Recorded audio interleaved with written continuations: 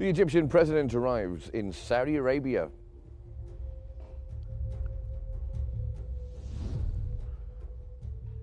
Egypt dispatches its 20th aid convoy from Rafah to Gaza via Kerem Abu Salem crossing.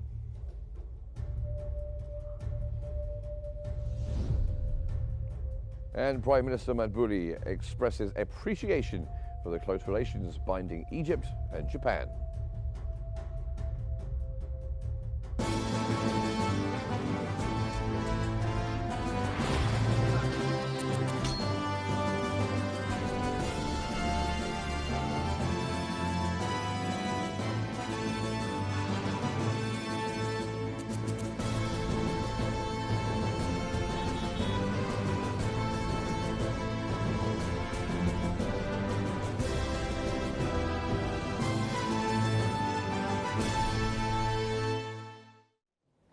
Good evening and welcome to Thursday night's Egypt Bulletin here on Qnews. I'm Mark Summers. Egyptian President Abdel Fattah el-Sisi has arrived in Saudi Arabia, where he was warmly received by Saudi Crown Prince Mohammed bin Salman. This visit underscores the close ties and ongoing cooperation between Egypt and Saudi Arabia, highlighting the significance of high-level engagements in strengthening regional relations and strategic partnerships. Discussions will focus on regional and international issues of mutual concern, including the war in Gaza, as well as the situations in Lebanon, Syria, Sudan, Libya, and Yemen, and security in the Red Sea.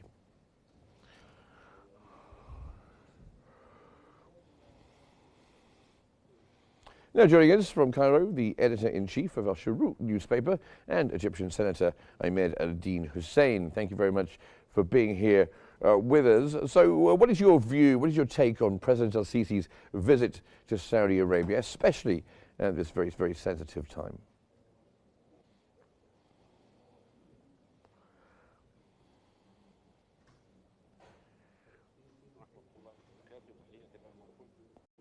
Greetings to you and to your audience. This is one important visit to the Kingdom of Saudi Arabia, especially in this time.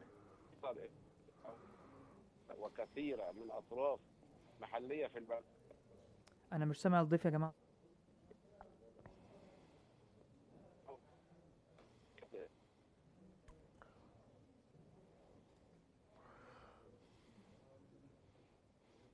I think we just had a moment of technical difficulty there. Apologies for that.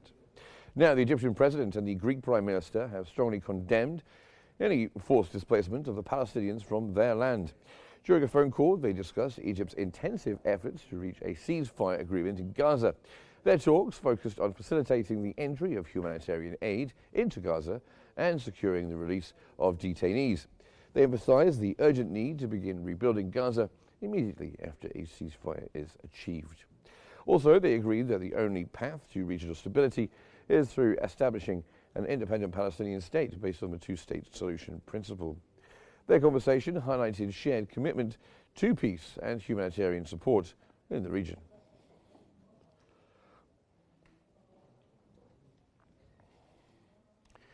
Egypt has dispatched its 20th aid convoy under the Provision of Honor from Egypt to Gaza initiative from Rafah to Gaza via Kerem Abu Salem border crossing, loaded with food, flour, medicine and shelter tents. As part of Egypt's ongoing efforts to alleviate the humanitarian suffering in the Gaza Strip, a convoy of more than 2,000 tons of aid sent by the Egyptian Red Crescent is awaiting entry from Egypt into Gaza. Despite Egypt's logistical readiness, the delivery of these essential supplies faces strict Israeli obstacles, which have led to significant delays in aid distribution.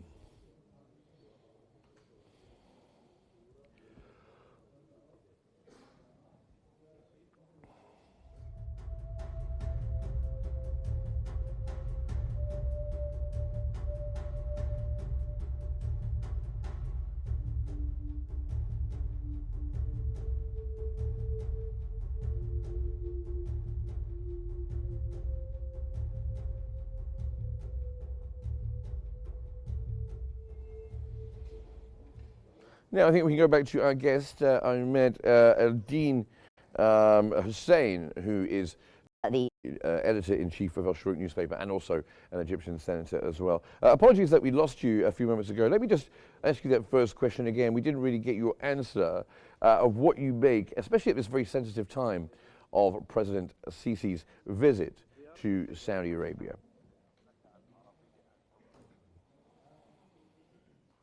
Because it holds significant meetings. The president visited the kingdom lots of times before, and he was received by the grace of King Salman.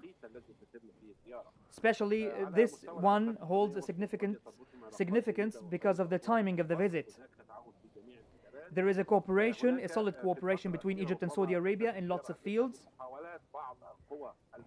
This, despite some of the trials by some of the regional and international forces to tarnish the relations between the two countries, but they failed because we proudly hold historical, long-standing ties with the Kingdom of Saudi Arabia. And now we're trying to agree on a common stance on the Palestinian cause. We want to oppose the Greater Israel Plan. This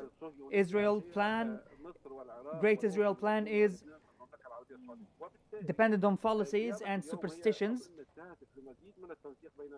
So we want to have more levels of collaboration and coordination between the two countries.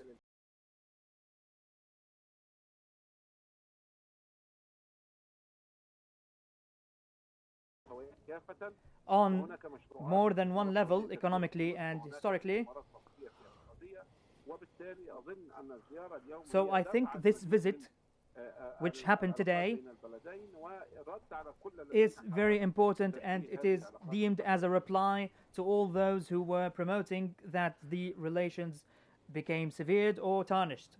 Yes, well, it's interesting that you mentioned that Egyptian-Saudi relations have got some difficult media in recent years. So why and how have Egyptian and Saudi relations changed? Have the two countries grown closer together, especially when having to deal with major regional issues?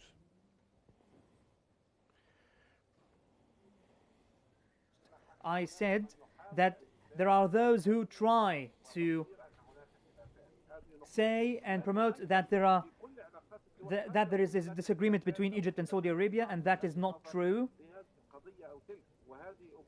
And if there is a difference of opinions inside one house, there might be a difference in opinions between two countries.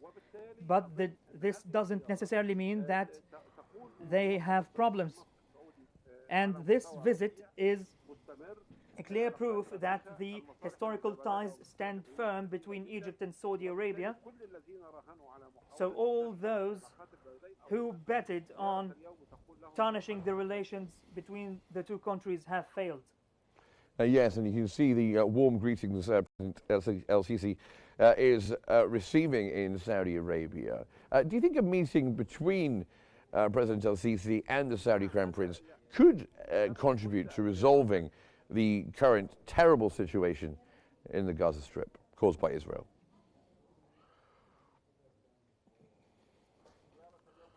Have great significance and hold great meanings, and today's visit is no different than those before.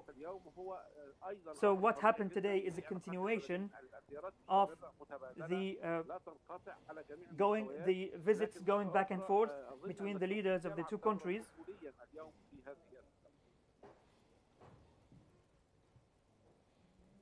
And I'm not sure if I've lost you there again, Ahmed El-Din Hussein. Are you there with us? Oh, unfortunately, we just lost Ahmed El-Din Hussein. Joining us from Cairo, the editor-in-chief of Al Shuruk newspaper and also an Egyptian senator. But we thank him for joining us. Now, Egypt has issued a strong warning against the potential consequences of Israel's military expansion in Gaza. In a statement by the Foreign Ministry, Cairo expresses grave concern over Israel's plan to seize control of cities in the enclave. viewing it as a clear violation of international law.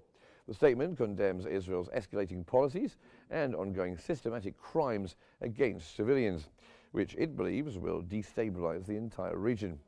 Egypt calls on the international community and the UN Security Council to intervene immediately to end the conflict and prevent further deterioration.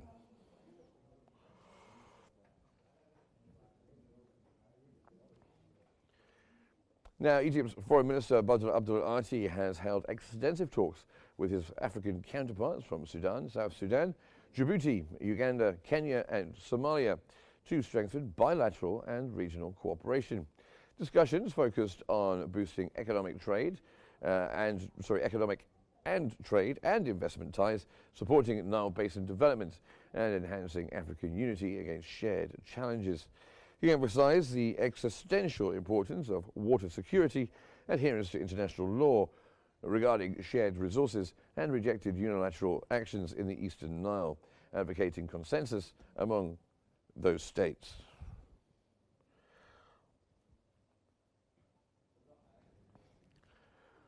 And staying with the foreign minister, he has held a phone call with the U.S. Middle East envoy Steve Witkoff to discuss regional developments, especially the dire situation in Gaza and Iran's nuclear file.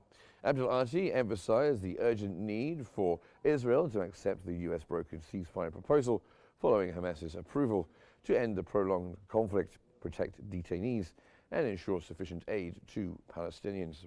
He reiterated Egypt's call for de-escalation on Iran and stressed ongoing Egypt-U.S. cooperation for Middle East peace.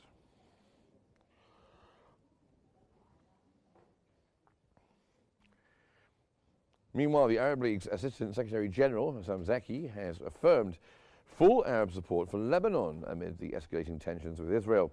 Speaking in Beirut, he emphasized the need to respect Lebanese sovereignty and condemned all Israeli statements and plans that undermine its stability. Zaki urged the United States to pressure Israel to halt its repeated aggressions, while warning that continued escalation could lead to a new cycle of violence. He stressed that Israel's expansionist plans violate international law and threaten regional peace.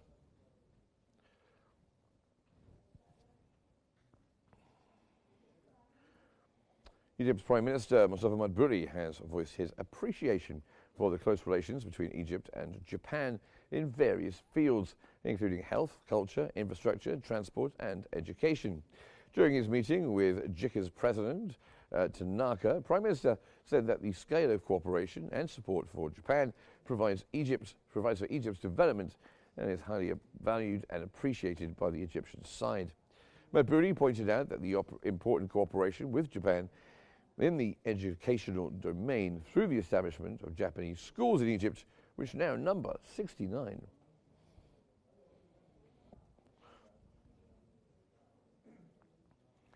Prime Minister Madbouli attended an official dinner hosted by the Prime Minister of Japan in honor of the heads of delegations participating in the 9th Tokyo International Conference on African Development. That's TICAD 9. Prime Minister Madbouli discussed a number of joint cooperation issues with several participating delegation heads. Japanese Prime Minister welcomed the attendees and expressed his satisfaction with the outcomes of the summit so far.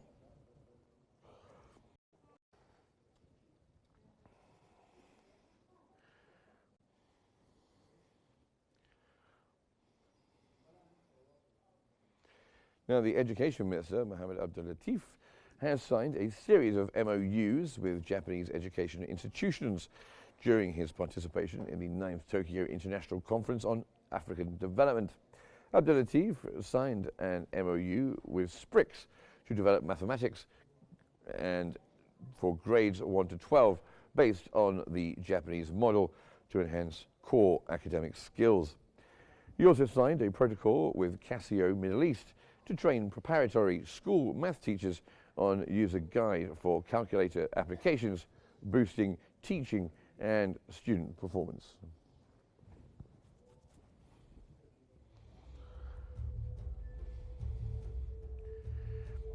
Now, if you've just joined us, let's just recap those main Egypt headlines for you. The Egyptian president arrives in Saudi Arabia.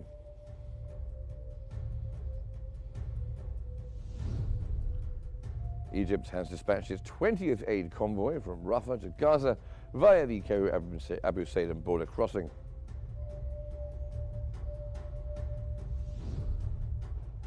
And Prime Minister Madbouni expresses appreciation for the close relations binding Egypt and Japan.